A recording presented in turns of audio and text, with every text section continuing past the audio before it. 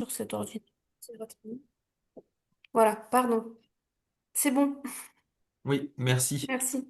Et c'est juste en introduction, et ça serait possible que tu prennes une capture d'écran ou une pour moi ou pas?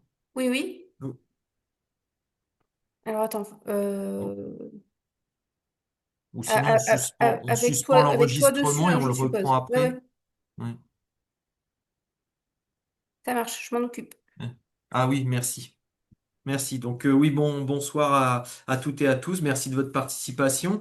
Donc on va faire voilà pendant une petite heure une sensibilisation à la propriété intellectuelle. Voilà, vous êtes étudiant entrepreneur, donc c'est une intervention justement pour savoir comment protéger son projet. Voilà, donc acquérir, on va dire, les bases, hein, bien appréhender la propriété intellectuelle, à quoi elle peut servir et comment elle se met en œuvre dans le cadre d'un projet, d'entreprise notamment. Et puis après de pouvoir à la fin, voilà, avoir les bons réflexes à avoir pour savoir comment protéger et ne pas commettre d'impair pour assurer une protection optimale.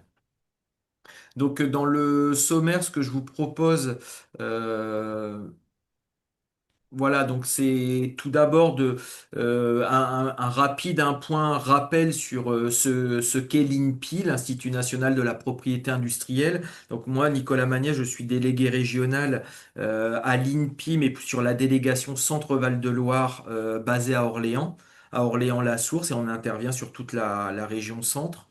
En point 2, on verra justement le rappel des bases, des fondamentaux sur la propriété intellectuelle. En troisième point, voir un peu le rôle de la propriété intellectuelle, hein. On parle souvent de se protéger par la propriété intellectuelle, mais ça a aussi d'autres atouts dans le cadre d'un projet d'entreprise. 1.4 aussi pour regarder les différents types de protection et savoir, enfin au moins ou envisager comment pouvoir construire sa stratégie de propriété intellectuelle. Et un dernier point justement pour savoir comment se faire accompagner aussi. Parce que voilà, il y a des expertises particulières dans la propriété intellectuelle. On a parfois besoin de s'appuyer sur des professionnels reconnus. Et donc voilà, c'est toujours bien de pouvoir aussi bénéficier de ces appuis dans son projet d'entreprise. Alors l'INPI tout d'abord, et puis en introduction aussi, c'est interactif, donc n'hésitez pas à m'interrompre pour poser vos questions au fur et à mesure, hein, voilà, pour que ce soit vivant. Donc si vous avez des questions, n'hésitez pas. Donc, tout d'abord, l'INPI. Alors, l'INPI, voilà, l'Institut national de la propriété industrielle. Nous sommes un organisme d'État, hein, on est sous l'égide du ministère de l'économie. Et donc, on est un organisme on a une mission, hein, d'intérêt général, de service public dédié à la compétitivité des entreprises. Notre métier historique, c'est la délivrance des titres de propriété industrielle que sont, on le verra plus en détail après, mais les brevets, les marques, les dessins et modèles et également les indications géographiques. Donc l'INPI est particulièrement connu pour cette activité-là de délivrance des titres.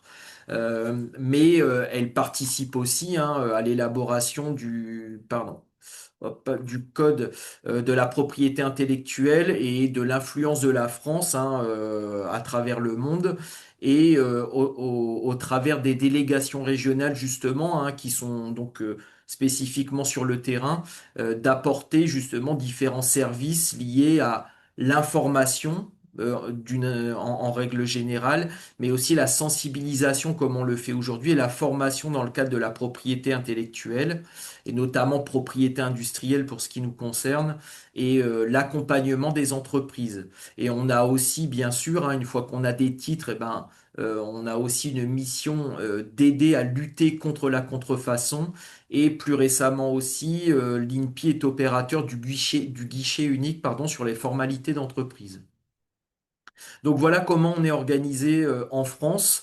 Donc vous avez, hein, sur les différentes régions qui sont avec les limites administratives, sur chaque région une délégation avec une équipe, hein, avec plus ou moins d'effectifs selon le tissu économique et l'importance de la région, la taille de la région. Mais on est organisé en délégation et donc on intervient, on apporte ses services sur l'ensemble du territoire. Il faut savoir aussi très rapidement que l'INPI, donc on est 800 collaborateurs en tout, et on a une dizaine de conseillers ou conseillères régionaux à l'international qui vont justement, enfin qui sont basés dans les ambassades et qui vont pouvoir être des relais et aussi intervenir et pouvoir accompagner également les entreprises sur tout ce qui va concerner des questions d'internationalisation et de protection, hein, voilà, de propriété industrielle sur ces différents pays, voilà, parce que même s'il y a une harmonisation hein, aujourd'hui dans le monde des pratiques en propriété intellectuelle et notamment propriété industrielle, il y a quand même des particularités selon les zones géographiques et donc nos collègues sont là justement pour faire du lien avec les acteurs locaux, hein, les autorités locales et aussi d'apporter du conseil voilà, en termes enfin, des recommandations en termes de propriété industrielle sur ces différents territoires. Donc tout d'abord, dans ce point 2, pour engager justement le sujet de la propriété intellectuelle, revoir un peu les fondamentaux. Donc, quand on parle de propriété intellectuelle, en fait, on parle hein, d'un domaine juridique, hein, notamment, il existe le code de la propriété intellectuelle, voilà, et ce domaine juridique va regrouper l'ensemble des droits exclusifs euh, qui sont applicables à ce qu'on appelle les créations intellectuelles, voilà, donc les œuvres de l'esprit. Donc, en gros, c'est tout le génie et la créativité qui peuvent sortir de nos boîtes crâniennes voilà, et qui peuvent faire l'objet, dans certaines mesures, voilà, qui peuvent faire l'objet de droits exclusifs. Et donc, la propriété intellectuelle, et notamment le code de la propriété intellectuelle, il y a énormément hein, de sujets ou de lois, de réglementations, etc. Et donc tout ça, ça constitue une boîte à outils, voilà, qui définit hein, les règles du jeu concernant la protection justement de ces créations intellectuelles qui peuvent être de la connaissance d'une manière générale, qui peut avoir de la valeur, des informations aussi stratégiques, des conceptions, voilà, d'objets, d'œuvres, des formes particulières ou voire des dénominations, hein, on le verra après dans le domaine des marques notamment. Et donc, on parle ici, hein, quand on protège ce type d'objet, d'actifs immatériels. Voilà. Donc, ce sont voilà, la protection des actifs immatériels qui sont à distinguer de la propriété matérielle, qui sont par exemple des immeubles, des objets, etc. Là, on est sur des actifs immatériels, donc ce sont notamment au travers des titres ou des droits que l'on peut avoir. Voilà. Et donc, ces actifs immatériels vont aussi contribuer et rentrer dans le patrimoine enfin, de son détenteur, soit de vous en tant que personne, si c'est vous qui avez les droits, ou de votre future entreprise, mais ça rentre dans le patrimoine et ça valorise, par exemple, aussi une entreprise, dans la valeur que peut avoir voilà, votre société d'une manière générale par rapport à son savoir-faire ou à ses spécificités, à son business. Donc, tout d'abord, ce qu'il faut savoir, c'est que la propriété intellectuelle, elle s'applique sur des œuvres de l'esprit, mais qui sont tangibles ou matérialisé. Voilà. Donc c'est pour ça j'ai écrit seule la concrétisation est protégeable parce qu'on dit toujours, hein, ça c'est une phrase très fréquente dans le domaine de la propriété intellectuelle, les concepts et les idées sont de libre parcours. Moi si j'ai une idée particulière, si demain je dis bah, j'ai envie de faire un vélo à 5 roues, j'ai beaucoup de possibilités différentes de le faire hein, selon la créativité de chacun on va pouvoir imaginer un vélo à 5 roues de manière très différente. Et donc, ce concept ou cette idée n'est pas protégeable. Par contre, la façon de faire ce vélo, la façon précise de le réaliser, si on a une idée bien précise et qu'on la matérialise, ça c'est protégeable, voilà, par la propriété intellectuelle. Donc c'est-à-dire en effet, quand on dit je vais je vais imaginer une marque pour protéger mes produits et mes services, eh ben on a un nom hein, qui est réel. On peut concevoir avec certains visuels, un logo particulier, euh, sur une apparence esthétique, une forme, un objet, on peut avoir voilà une apparence esthétique, une forme particulière, ça c'est protégeable, ou dans le cadre aussi des brevets ou des innovations techniques ou technologiques, voilà quelque chose de tangible à protéger. Et c'est pour ça qu'en dessous vous avez illustré justement dans les images sur la slide, par exemple dans le domaine des écouteurs sans fil. euh, Fabriquer un écouteur sans fil, ben c'est voilà, c'est un concept, c'est une idée. Par contre, on peut les fabriquer de toutes ces façons-là, et donc chaque forme concrète peut bénéficier de droits particuliers en propriété intellectuelle.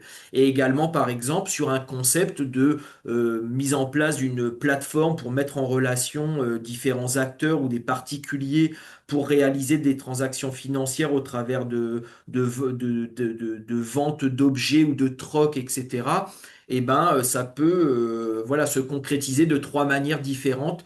Airbnb, Locatme ou Le Bon Coin, qui ont voilà, des produits différents, une marque différente, des façons d'opérer différentes, et donc des stratégies différentes, et donc avec des noms, des logos, tout ça pour une même idée. Donc voilà, c'est toujours la concrétisation qui est protégeable. Ça, c'est très important.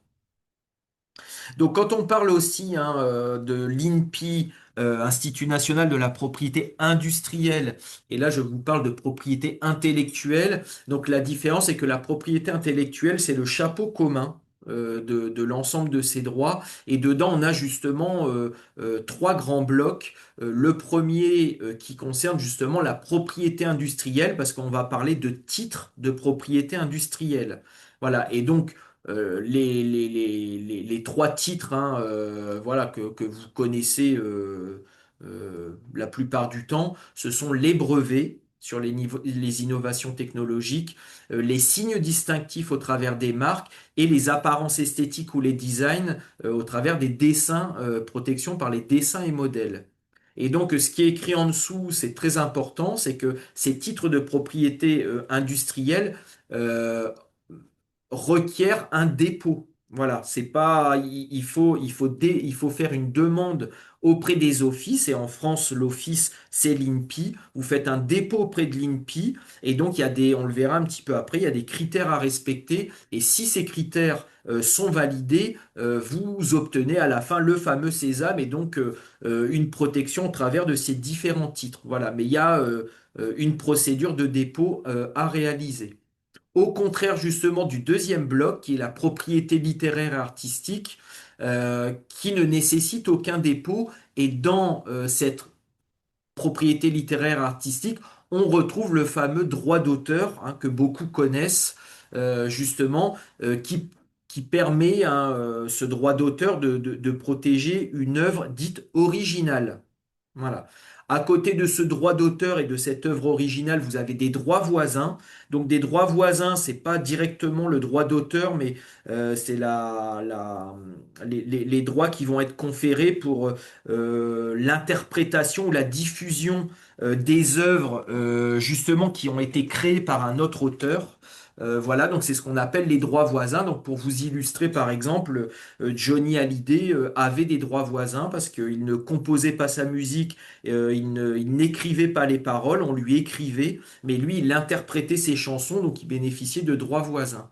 Et il faut savoir aussi que dans ce bloc, ce deuxième bloc, on a également la possibilité de protéger les bases de données.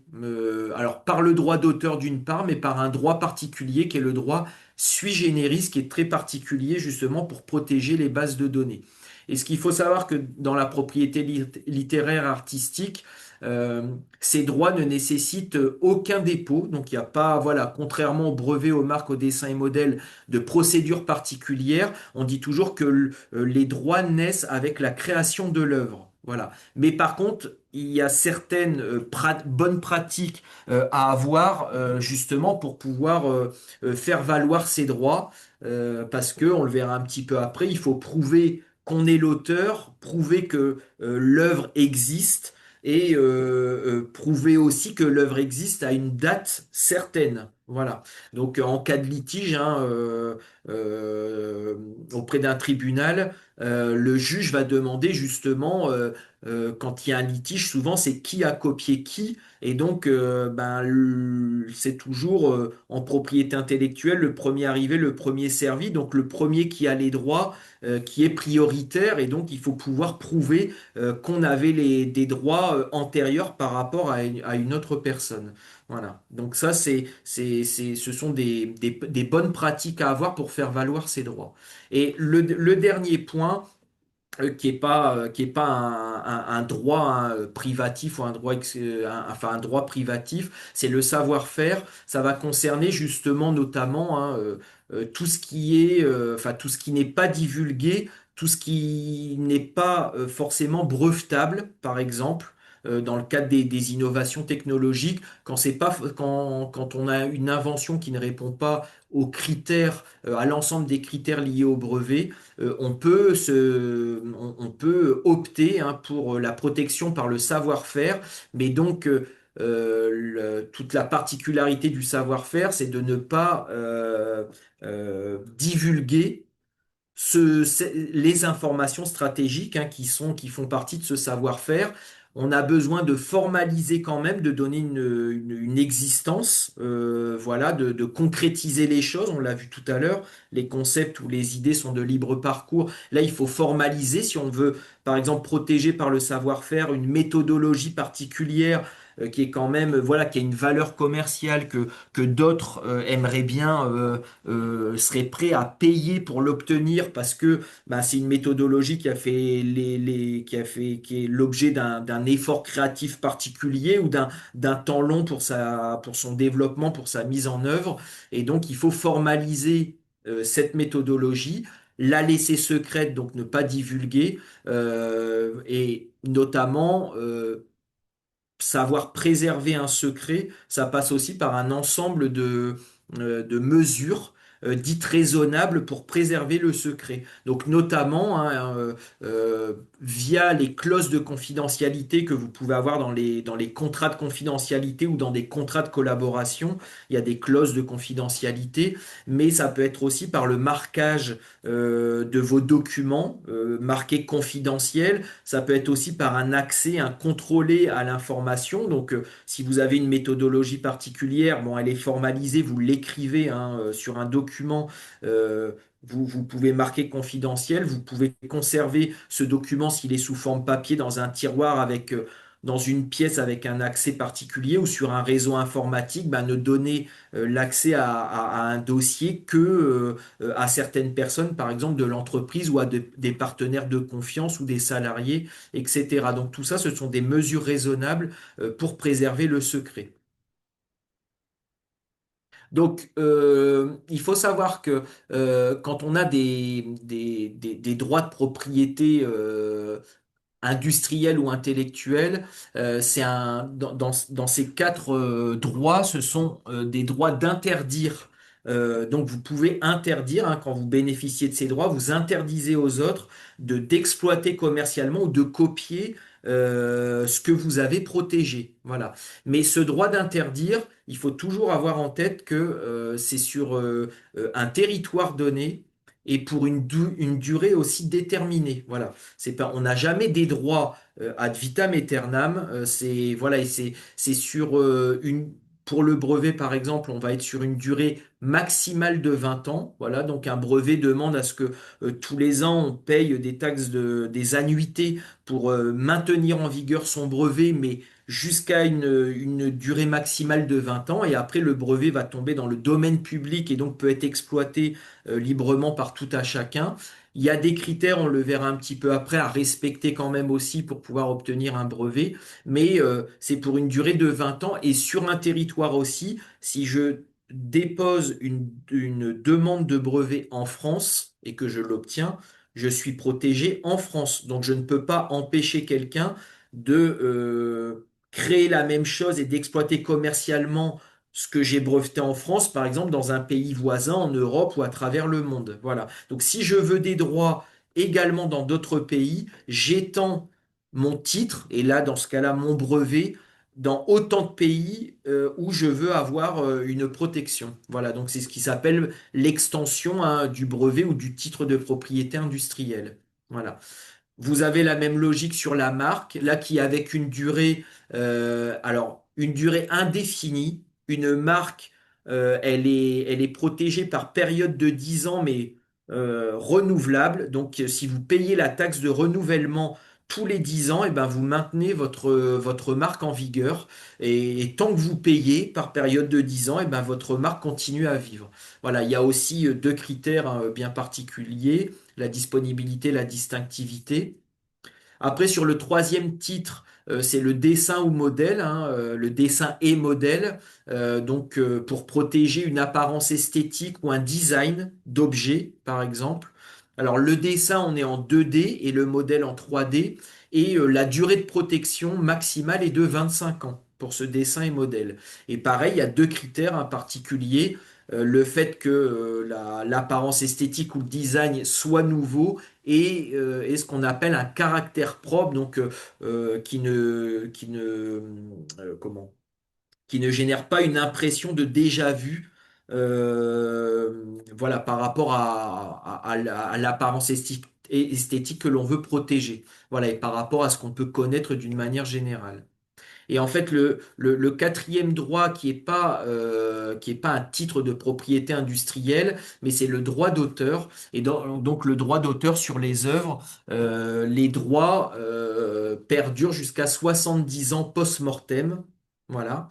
Et donc le droit d'auteur, comme je l'ai dit tout à l'heure, ça protège une œuvre, mais une œuvre qui est dite originale. Donc l'originalité en droit d'auteur est très importante et je fais un petit focus dessus parce que l'originalité, en fait, comment ça se définit hein, dans la propriété intellectuelle? Une œuvre originale, c'est une œuvre qui va refléter la personnalité de l'auteur et qui va refléter les choix personnels et créatifs de l'auteur. Voilà. Donc il faut avoir fait des choix spécifiques. C'est toujours rattaché à une personne physique, hein, les droits d'auteur. Voilà, on a un droit d'auteur en tant que personne physique.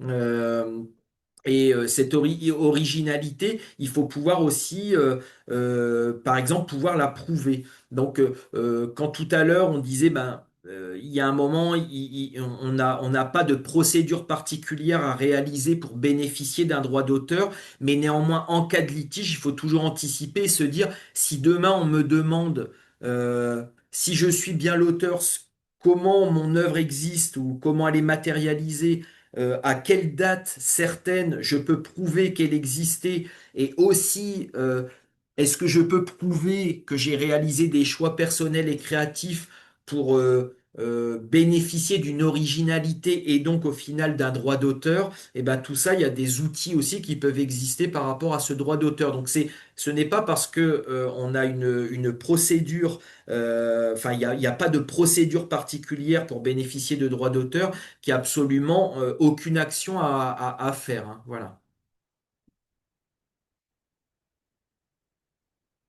Et justement, pour pouvoir prouver certaines informations stratégiques pour faire valoir ses droits, vous avez l'enveloppe eSolo. Alors eSolo parce que maintenant elle est 100% dématérialisée, mais sur le site de l'INPI, vous pouvez trouver un outil hein, qui vous permet de pouvoir déposer des documents. Et ces documents, ça va faire l'objet de ce qu'on appelle un dépôt probatoire, donc un dépôt de preuve. Et en déposant ces documents auprès de l'INPI, ces documents peuvent être archivés, stockés sur des serveurs hein, sécurisés de l'INPI ou générer aussi des empreintes hein, numériques, mais qui vont permettre justement de prouver de façon irréfutable que vous êtes l'auteur de l'œuvre ou des informations, des documents que vous avez déposés, de l'existence parce que c'est matérialisé. Vous déposez un document avec une méthodologie, une œuvre, un roman, etc. Donc voilà, c'est matérialisé. Vous faites un dépôt d'Isolo à une certaine date, donc vous avez une datation certaine sur l'existence de l'œuvre. Et par exemple, quand vous avez créé une œuvre originale, bah, si vous avez créé un tableau, une sculpture, un roman, une œuvre littéraire, etc., bah, vous pouvez montrer les différentes étapes qui vous ont amené jusqu'à l'œuvre finale et justement pouvoir prouver que vous avez réalisé des choix personnels et créatifs pour bénéficier du droit d'auteur. Voilà.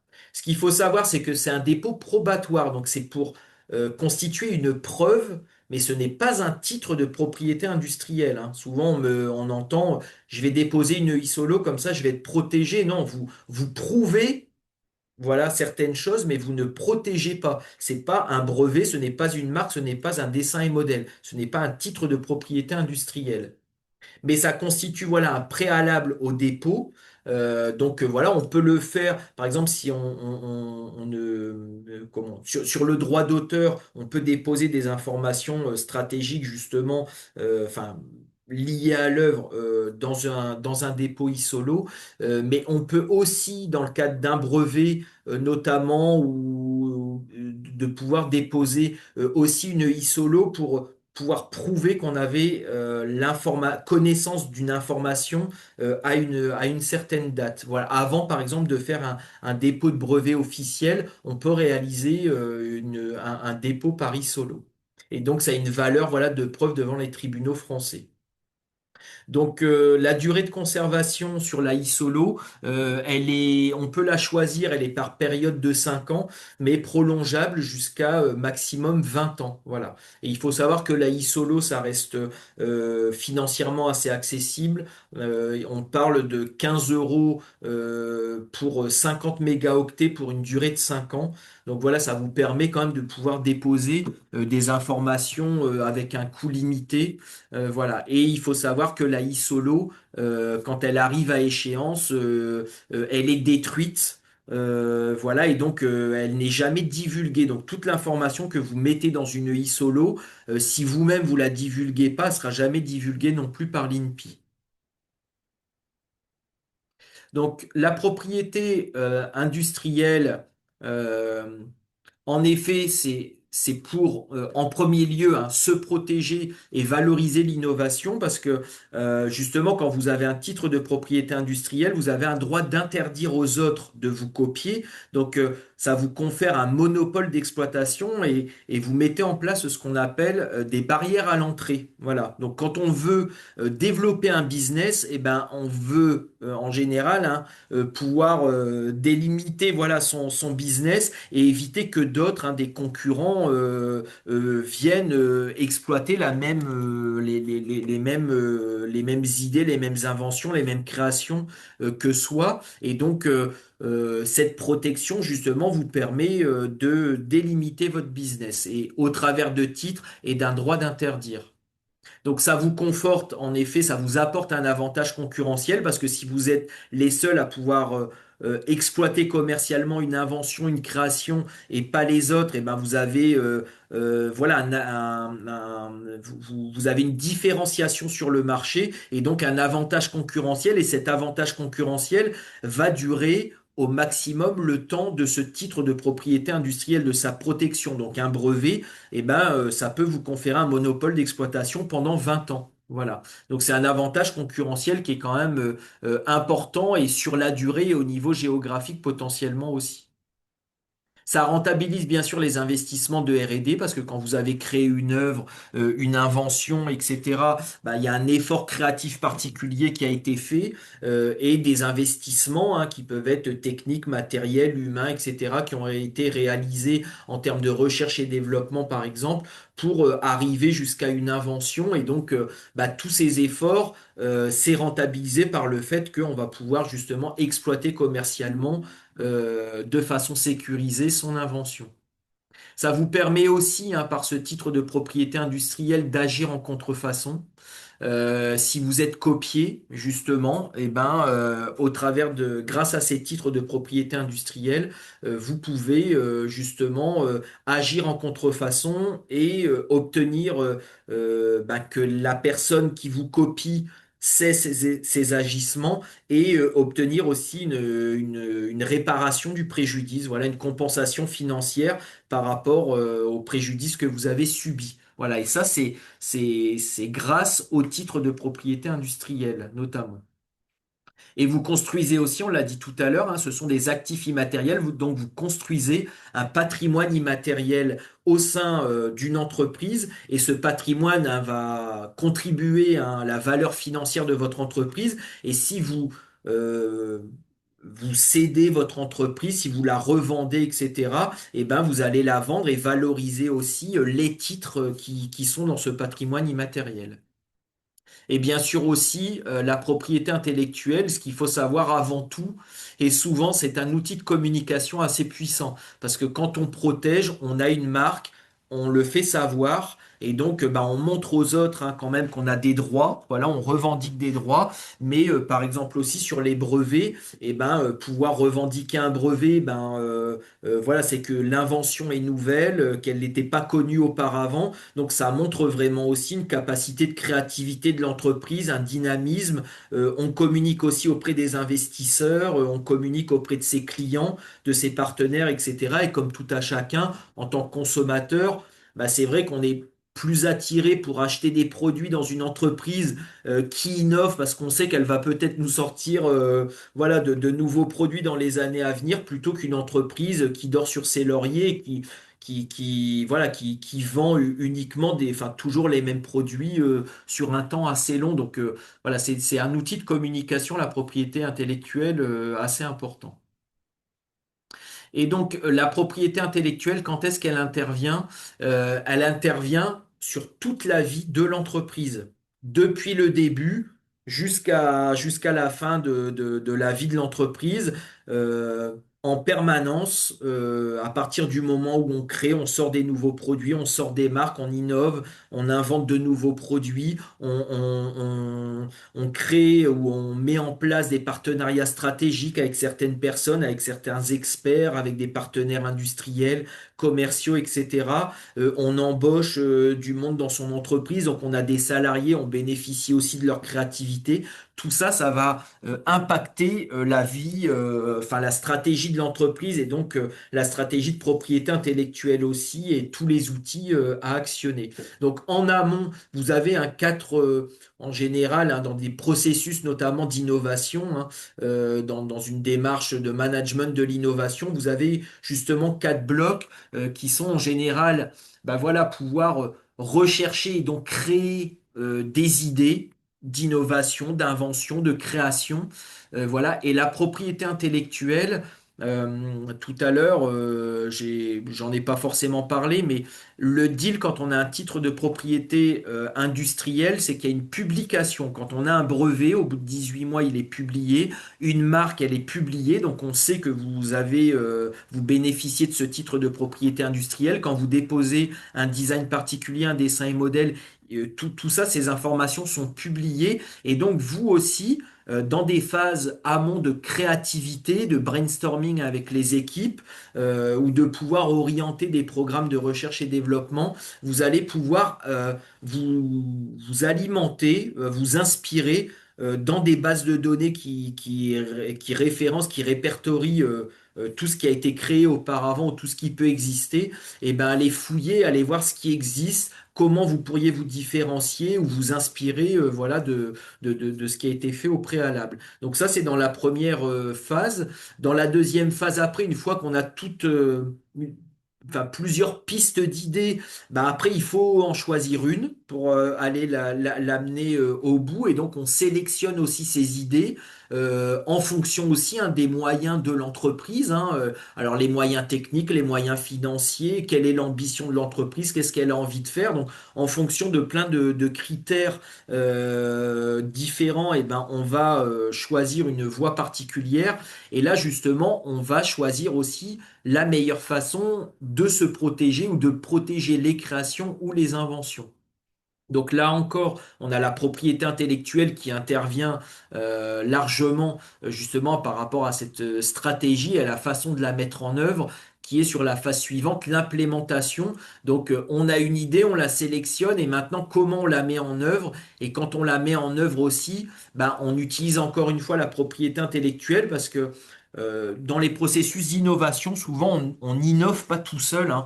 Même si on a une petite équipe en interne dans son entreprise. En général, on a besoin de communiquer auprès de certains partenaires ou futurs partenaires. On a besoin de tester en avant-première son prototype, son idée auprès de ses clients, etc. Donc, on peut risquer de divulguer de l'information et donc il faut sécuriser toutes ces relations et donc la propriété intellectuelle intervient encore. Et une fois que la création, l'invention est finalisée et qu'elle est mise sur le marché, et ben là, on a de la captation de valeur. Voilà, donc on fait valoir, on a protégé, donc on a des titres de propriété industrielle, on a un monopole et donc on va obtenir des royalties, on peut négocier avec des partenaires, on peut s'étendre, on peut trouver des partenaires industriels qui vont exploiter notre invention par des licences d'exploitation, etc. Et donc voilà, on va pouvoir faire fructifier tous les investissements qu'on a réalisés au préalable. Donc, identifier le protégeable, vous avez voilà des créations, des inventions qui sont protégeables et d'autres non. Donc, quand on a une création originale ici, on est dans le droit d'auteur. Voilà, s'il y a de l'originalité, une création originale va bénéficier du droit d'auteur. Si j'ai une invention particulière, une solution technique, pardon. Si on a une solution technique, on va être ici dans le cadre du brevet, les signes distinctifs dans le cadre des marques, les dessins et modèles dans les designs ou les apparences esthétiques. On peut aussi obtenir une protection sur les obtentions, les variétés végétales. Également, même si c'est beaucoup moins courant aujourd'hui, ça se fait quasiment plus, mais à une certaine période, on pouvait protéger les circuits imprimés, les topographies des semi-conducteurs. Et on en a parlé aussi, les bases de données qui peuvent bénéficier de certains droits, le droit d'auteur et le droit sui generis. Par contre, ce qu'on ne peut pas protéger, on l'a vu, les idées et les concepts. Les créations non originales, on ne bénéficie pas de droit d'auteur s'il n'y a pas d'originalité. Donc si on utilise, si on crée quelque chose, et c'est justement d'actualité avec l'IA, l'IA justement, une IA ne peut pas revendiquer des droits d'auteur et si on a utilisé un logiciel, on a appuyé sur un bouton et on n'a pas fait de choix personnel et créatif, en théorie, on ne peut pas bénéficier de droits d'auteur. Une méthode mathématique aussi, c'est abstrait, comme une théorie scientifique. Ce sont des méthodes abstraites qui font pas l'objet de protection par la propriété intellectuelle. Et également les découvertes. Si on découvre un nouveau champignon, une nouvelle espèce, voilà, dans la forêt, ou si on découvre une nouvelle planète dans la galaxie, l'homme, enfin l'être humain n'y est pour rien, donc il n'y a pas d'intervention humaine particulière pour avoir généré cette planète ou ce champignon, etc. Il existait là avant, on est juste tombé dessus, donc c'est une découverte et ça fait pas l'objet d'une protection par la propriété intellectuelle. Les différents droits, ce qu'il faut savoir, c'est qu'on peut avoir un différent droit. On a parlé du brevet, on a parlé de la marque, du dessin et modèle, du droit d'auteur, du droit sur les bases de données, etc. Il faut savoir qu'on n'a jamais un seul droit sur une création ou une invention. Donc là, ici, on a par exemple, on l'illustre par la brosse à dents connectée. On a une brosse à dents qui est connectée à un smartphone avec une application. Cette application va pouvoir récupérer certains types de données. Bon, à qui appartient la brosse à dents si on l'a rentrée dans l'application, mais les horaires d'utilisation, la pression avec laquelle on appuie, voilà, avec la brosse à dents, etc. Il y a tout un tas d'informations qui vont pouvoir aussi être récupérées par l'application. Mais vous voyez que dans cette solution innovante, à l'époque de la brosse à dents connectée, eh ben, on pouvait avoir justement sur les fonctionnalités techniques du brevet possible dessus. Sur ce qui n'était pas forcément brevetable et qui va plutôt découler d'un savoir-faire ou de procédés particuliers qui peuvent rester secrets, et ben justement la stratégie du secret et la protection par le savoir-faire peut être aussi mobilisée dans ce cadre-là. Si je collecte des données, ben, je peux bénéficier aussi, si je peux prouver hein, les investissements que j'ai réalisés pour générer, pour construire cette base de données du droit sui generis. Je peux aussi bénéficier hein, sur la musique de l'application, l'interface graphique qui est justement comme une création originale, hein, mais tout ça, l'architecture de la base de données, le programme d'ordinateur, la façon, enfin le code du logiciel, c'est assimilé à une œuvre littéraire. Donc tout ça, ça peut bénéficier du droit d'auteur. Je développe ma brosse à dents connectée avec mon application, bah, je lui donne un nom particulier et donc je peux déposer une marque avec un nom ou un logo s'il y a des éléments visuels et par rapport bah, à l'apparence esthétique de cette brosse à dents, à l'interface graphique aussi, etc. Je peux aussi bénéficier d'une protection de dessin et modèle par rapport au design ou à l'apparence esthétique liée à cet objet. Donc c'est vraiment une complémentarité de droit qu'on peut activer pour pouvoir être protégé. Par contre, on vérifie aussi toujours quand même, hein, je l'ai dit tout à l'heure, les titres de propriété industrielle ont des critères. Hein. Vous faites une demande à l'INPI, l'INPI vérifie si les critères sont bien remplis avant de vous délivrer le titre. Et donc sur la marque, on a trois critères principaux. La disponibilité, la marque doit être disponible. Si elle est déjà prise ou exploitée par quelqu'un d'autre dans le même domaine d'activité pour les mêmes produits et services, elle sera pas disponible. Donc voilà, on risque d'être embêté si on l'utilise. La distinctivité, la marque, elle doit pas décrire l'activité ou les produits et services que l'on a derrière. Voilà, donc ça, il faut faire attention parce on peut pas s'approprier des termes qui sont liés à son domaine, qui sont liés à son domaine d'activité. Par exemple, si je veux déposer le nom chocolat, je pourrais le faire pour une activité de production de film, mais je pourrais pas le faire sur une activité enfin, de fabrication de pâtisserie, de viennoiserie ou de conception de livres de cuisine, etc. Parce que je peux pas empêcher les autres d'utiliser chocolat dans le domaine notamment alimentaire. Voilà, donc ça c'est la distinctivité. Et une marque licite, c'est une marque qui ne trompe pas le consommateur et qui est pas contraire à l'ordre public. Voilà, dans les dessins et modèles, les deux critères, c'est la nouveauté. Donc le dessin ou le modèle que l'on veut protéger ne doit pas exister à l'identique ou avec des différences insignifiantes auparavant et doit avoir un caractère propre, comme je l'ai dit tout à l'heure. Donc c'est ne pas susciter une impression de déjà vu. Voilà. Donc il faut quand même qu'il y ait une particularité, une certaine, on va dire, originalité dans le dessin et modèle. Et le brevet, les trois critères comme le dessin et modèle, c'est la nouveauté. Je dépose une invention qui est brevetable, elle ne doit pas avoir existé à l'identique au préalable ou avec vraiment des différences insignifiantes. Il faut qu'il y ait un caractère inventif, donc il faut qu'il y ait un effort inventif suffisant pour pouvoir bénéficier d'un brevet. Si c'est assez facile à réaliser, on ne va pas considérer qu'il y a un effort suffisant pour pouvoir bénéficier d'un monopole d'exploitation au travers l'obtention d'un brevet et il faut que le produit voilà, puisse faire l'objet d'une application industrielle, donc puisse être fabriqué ou utilisé dans le domaine de l'industrie, y compris dans l'agriculture. Les autres droits aussi, le copyright ici concernant le droit d'auteur. Donc ce pictogramme, hein, il est anglo-saxon, mais il a pas de valeur hein, juridique en France et en Europe. Mais vous pouvez quand même l'utiliser, par exemple sur une œuvre, pour montrer que ben elle peut bénéficier de droits d'auteur. Mais après la condition, bien sûr, on l'a vu tout à l'heure, c'est de pouvoir avoir une œuvre originale et de pouvoir prouver aussi l'originalité. Et sur une base de données, voilà, c'est l'épreuve des investissements. Il faut pouvoir, pour bénéficier du droit sui generis, il faut pouvoir prouver les investissements techniques, financiers, matériels, etc., que l'on a réalisés pour pouvoir concevoir cette base de données. Voilà. Et c'est ça qui va pouvoir vous ouvrir le droit sui generis et pouvoir obtenir réparation si une personne extrait ou subtilise, extrait ou exploite une partie de votre base de données.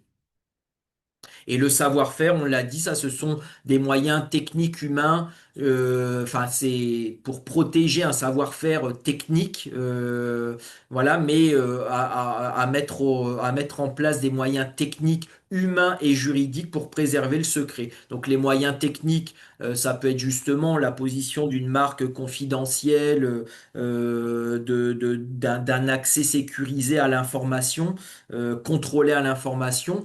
Humain, ça peut être aussi par de la formation, etc. Et juridique, par la mise en place de contrats, contrats de confidentialité, clauses de confidentialité dans les contrats de travail, etc. pour empêcher, pour éviter la divulgation ou de rompre le secret avec les différentes personnes avec qui on travaille.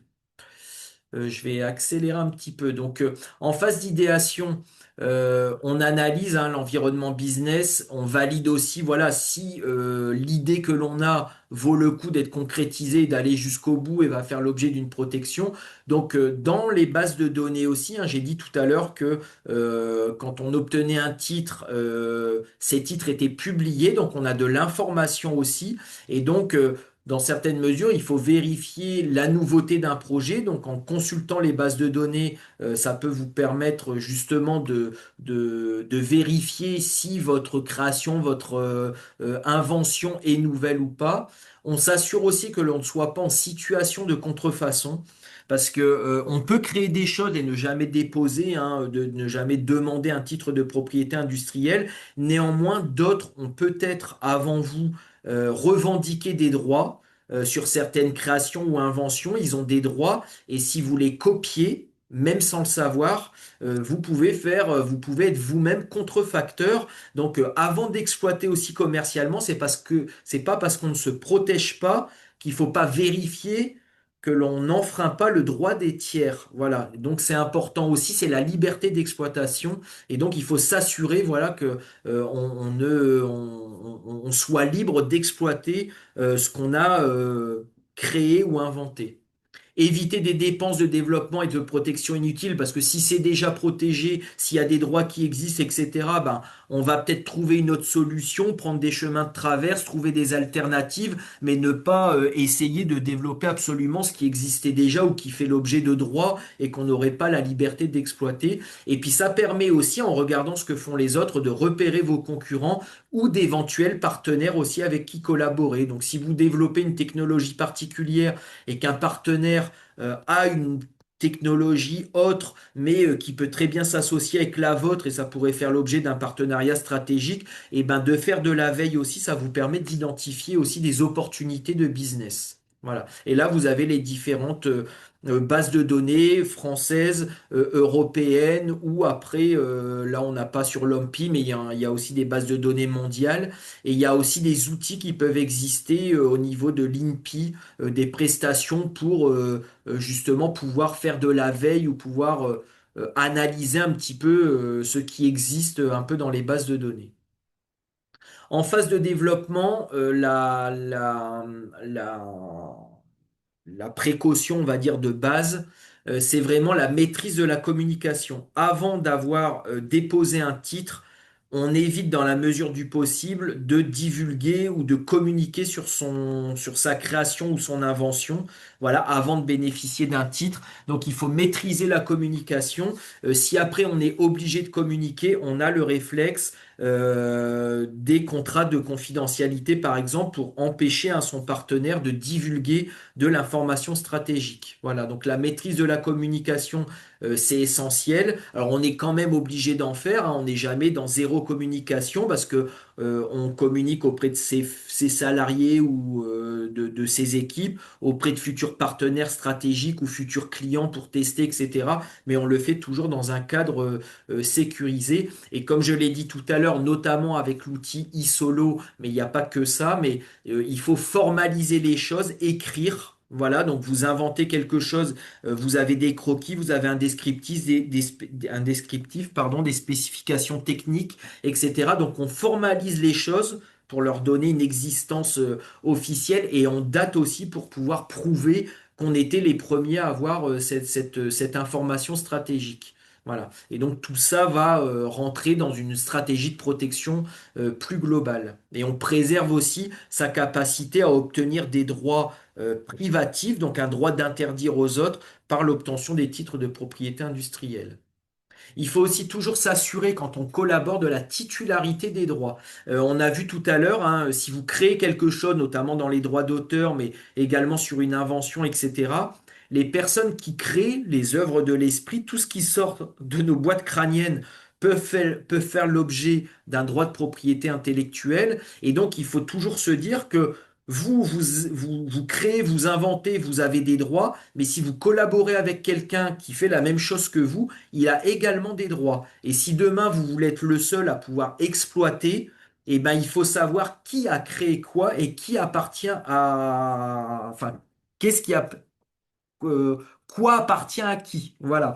Et donc, c'est dans la gestion des droits de propriété intellectuelle, c'est aussi savoir comment le gâteau au final va être partagé. Donc, si vous voulez récupérer la totalité des droits, eh ben, il va falloir que les personnes avec qui vous avez collaboré, selon leur statut, etc., mais vous cèdent les droits pour que vous ayez une jouissance, on va dire, exclusive par rapport à ce qui a été créé ou inventé. Voilà. Donc il faut toujours regarder si l'invention elle a été produite en interne ou avec intervention de personnes en externe. Dans le cas du logiciel aussi, ça c'est un peu particulier. Le logiciel, voilà, les droits avec les salariés, les droits vont remonter directement à l'employeur. Voilà, mais par contre, si vous passez par un prestataire, même en payant, à une prestation payante, vous passez par un développeur informatique. Le fait qu'il ait développé votre code informatique, c'est lui qui a les droits d'auteur dessus et il doit vous les céder. Si vous les cèdez pas, c'est lui qui conserve les droits d'auteur, par exemple sur un code informatique. Voilà, donc selon voilà, si on travaille avec des personnes en interne, en externe, etc., selon les statuts, on n'a pas le temps de développer tous les critères, mais il faut vraiment bien faire attention à ça. On gère aussi les relations externes, on l'a dit, donc les contrats de confidentialité, tout ce qui va concerner le marquage des documents, la datation, avoir aussi des comptes rendus. Quand on a une réunion avec des partenaires, on fait un contrat de confidentialité, mais à la fin, on fait un mail avec un compte rendu pour avoir une trace de tout ce qu'on a échangé comme information. Comme ça, en cas de litige, on a une preuve de ce qui a été échangé et ça peut constituer, ça peut faire partie des faisceaux de preuves pour que le juge ben, vous donne raison et que vous obteniez réparation d'un préjudice. Et donc, on le fait avec différents outils, des contrats en général. Alors, des contrats, il en existe de confidentialité, de négociation, bien vérifier la liberté d'exploitation, mais on a des accords de transfert de droits de propriété intellectuelle, de collaboration, d'accords de consortium, etc. Voilà. Et donc, les questions à se poser, comme on l'a vu, c'est qui apporte quoi? Les règles de conduite du projet aussi, c'est voilà comment on se partage le gâteau, de quelle façon, qui a quoi au final, qui peut exploiter quoi, qui bénéficie de quoi. Et donc tout ça, ça se fait aussi voilà au travers des contrats. Donc les relations contractuelles sont importantes aussi bien en externe qu'en interne. Parce que c'est pareil, vous avez des salariés, il y a un régime hein, sur les inventions de salariés, donc voilà, il y a des points particuliers, mais il faut toujours se dire qui a créé quoi et donc quel est son statut et quel est l'impact en termes de propriété intellectuelle voilà, par rapport à ce qu'on a créé et de la façon dont on veut plus tard exploiter cette invention ou cette création. Donc tout ça, il faut justement le surveiller également. Donc les bons réflexes en propriété intellectuelle, on identifie ce qui est protégeable ou pas, on crée quelque chose, on se dit, bon, voilà, est-ce que j'ai du droit d'auteur, est-ce que j'ai du dessin modèle, j'ai une invention technologique, et ben voilà, brevet, etc. Donc on identifie tout ce qui peut être protégé. On choisit la protection aussi la mieux adaptée, et ça en fonction de ses moyens. Parce que si on a peu de moyens, ben, on va pas étendre son brevet dans l'ensemble du monde parce que, par exemple, étendre un brevet, bah, il y a des coûts hein, pour déposer et pour maintenir son brevet en vigueur dans l'ensemble des pays. Donc, ça fait des cumuls de coûts. Et donc, il faut être sûr qu'en termes de business, enfin déjà, en termes de moyens financiers, on ait les moyens de le faire. Et puis aussi, après, de pouvoir s'étendre aussi à l'international, etc. Donc, on adapte hein, toujours sa stratégie de propriété intellectuelle par rapport à sa stratégie d'entreprise globale. Donc on adopte hein, la stratégie voilà, bien adaptée.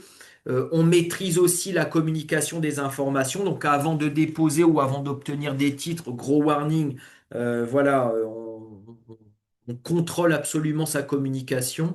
On est vigilant à qui appartiennent les droits de propriété intellectuelle et si je ne suis pas contrefacteur ou contrefactrice par rapport à ce qui existait avant.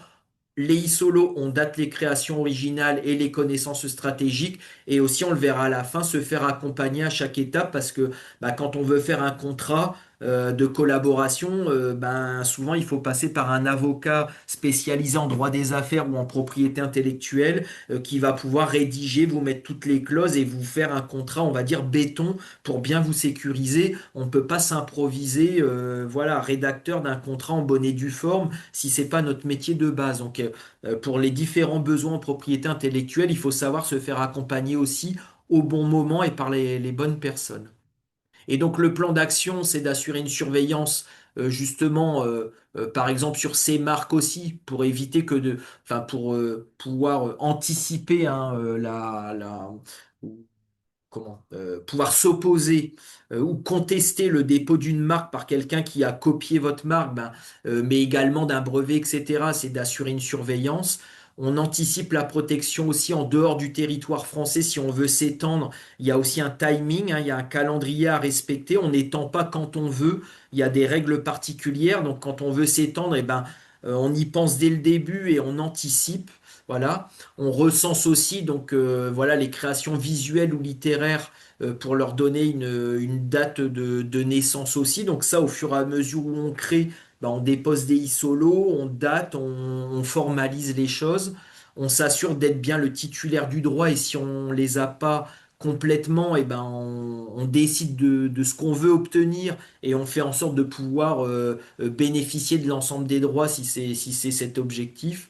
Dans le cadre d'un brevet aussi, faire une étude de brevetabilité. Donc, on a une invention, ben, aller voir dans les bases de données, est-ce que ça existe déjà? Est-ce que mon invention a fait l'objet d'un effort créatif suffisant pour être brevetable?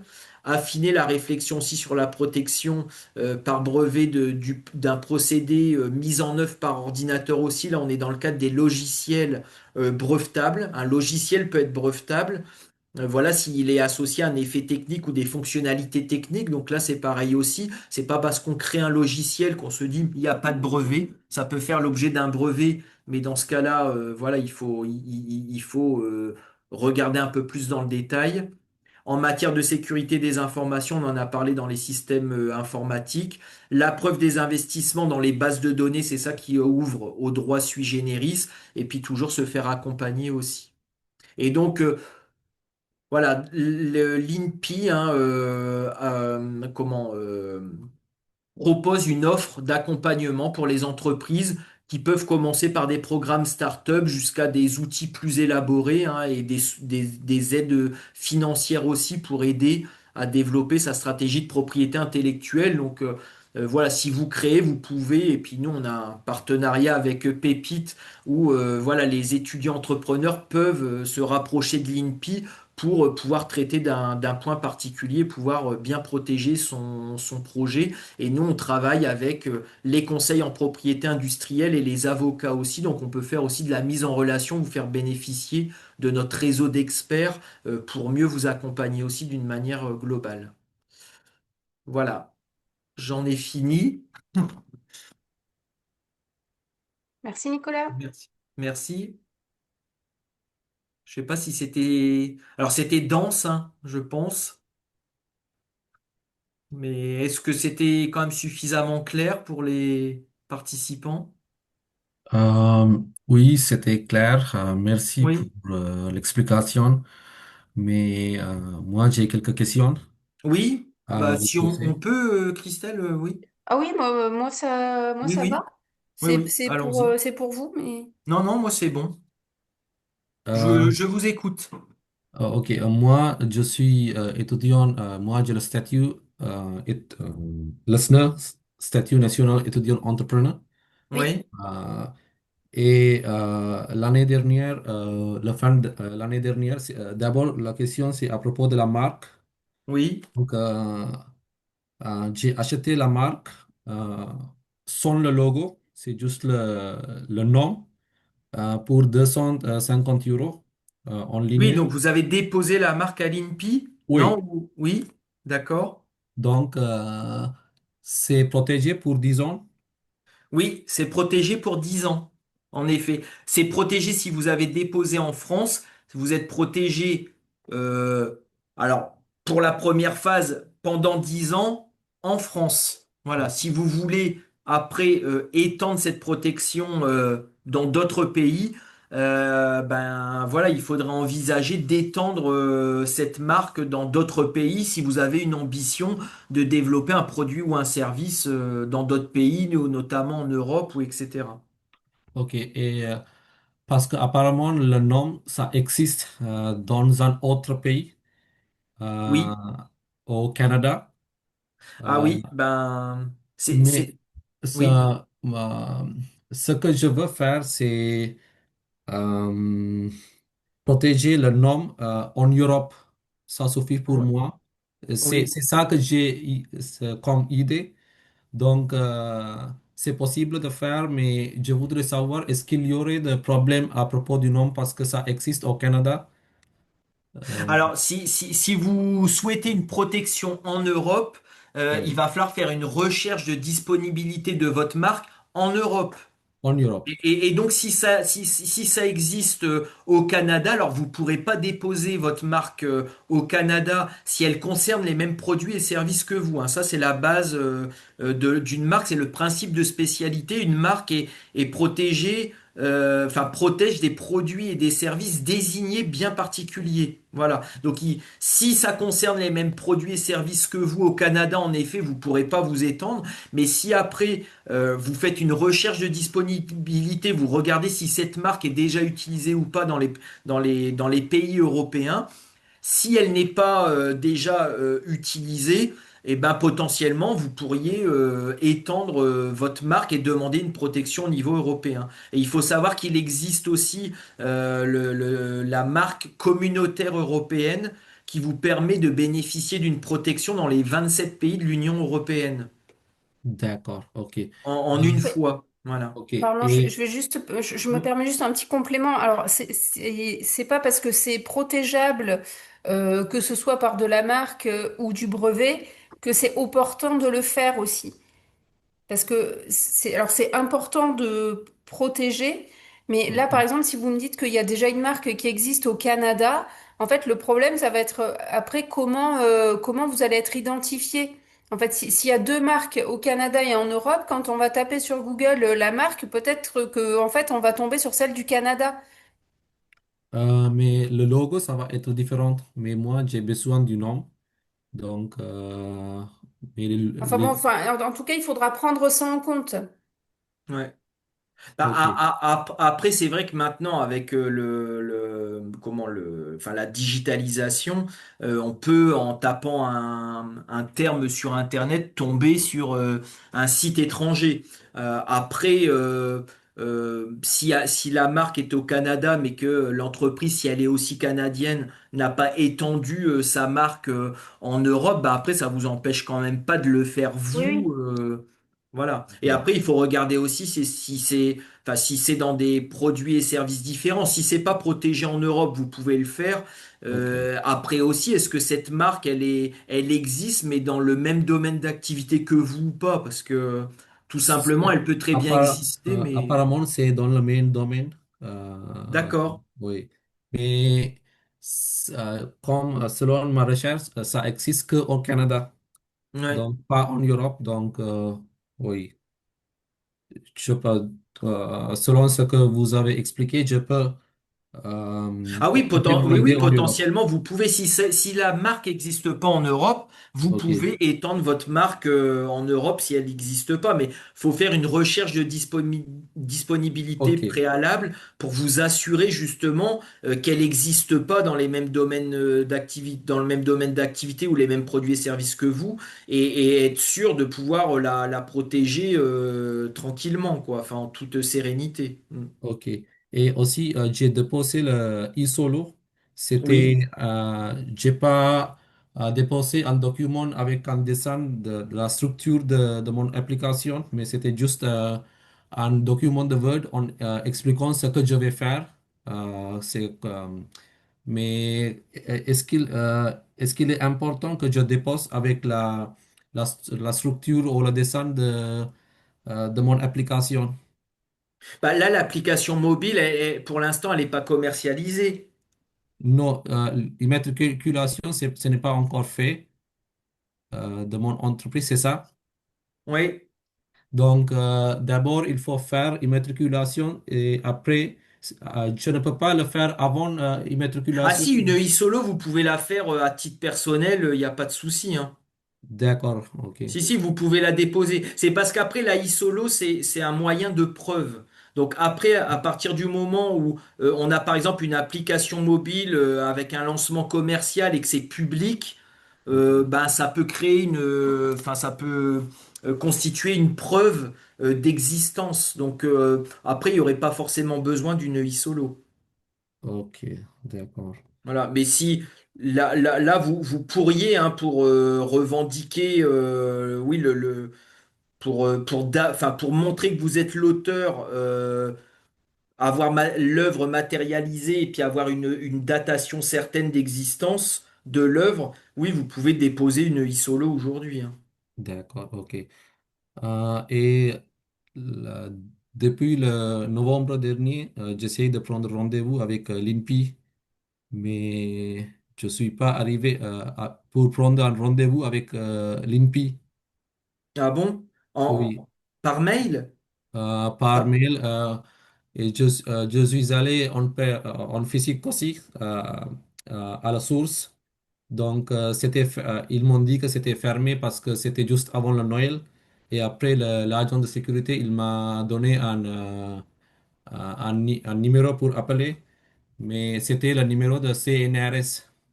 Donc, ah quand... oui, mais c'est parce qu'on est basé dans les locaux du CNRS, mais je pense que l'agent de sécurité, il a peut-être pas fait le rapproche, enfin ou la distinction entre l'INPI et le CNRS, et c'est peut-être pour ça qu'il vous a donné le numéro du CNRS en pensant peut-être qu'on était un laboratoire du CNRS.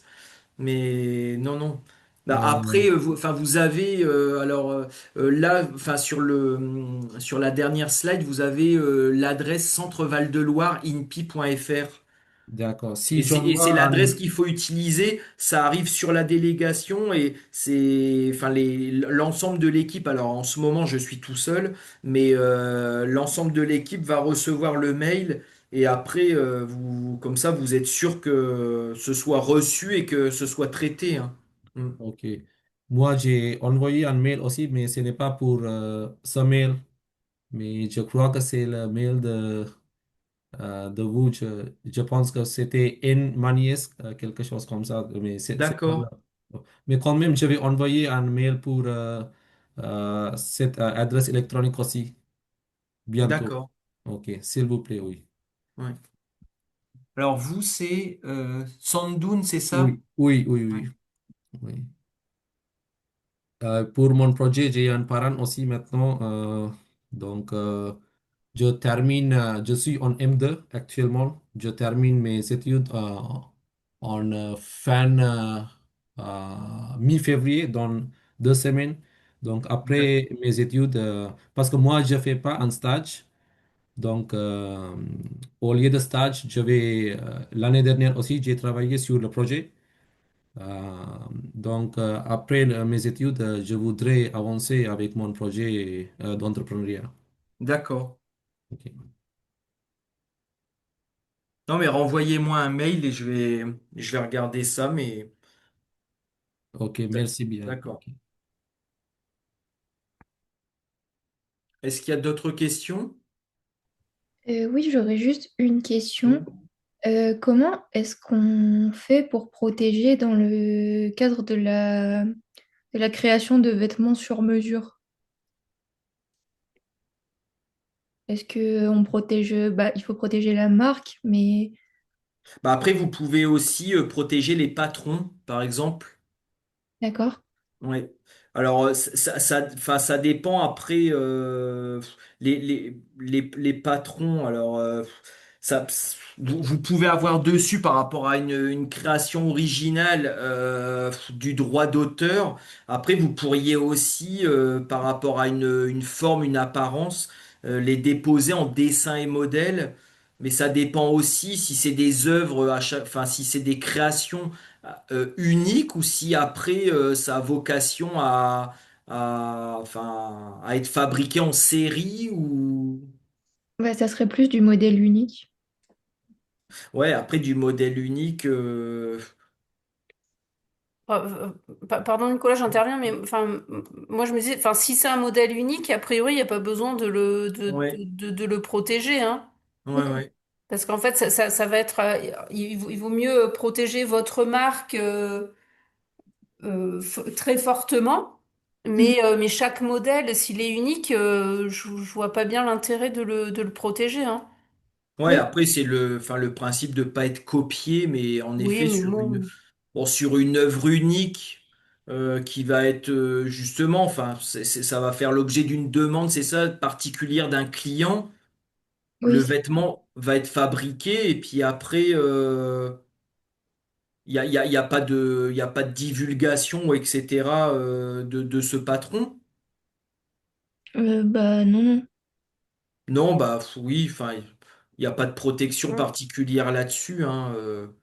Après, D'accord. on parlait tout à l'heure des isolos, etc. Mais ça, c'est s'il y a des œuvres particulières mais si vous créez régulièrement des patrons, vous n'allez pas pouvoir déposer ça régulièrement, par exemple, par des outils comme la isolo, parce que, enfin, au fur et à mesure, quand même, ça va générer des coûts qui vont être assez importants. Et puis, si vous êtes sur des œuvres uniques, c'est vrai que c'est pas forcément pertinent, D'accord, merci hein. beaucoup. Ouais, ouais.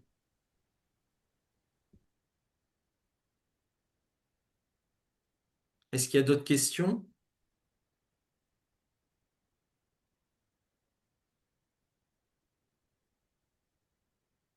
Eh ben, merci beaucoup alors. Oui, Je vais arrêter l'enregistrement. oui. Merci.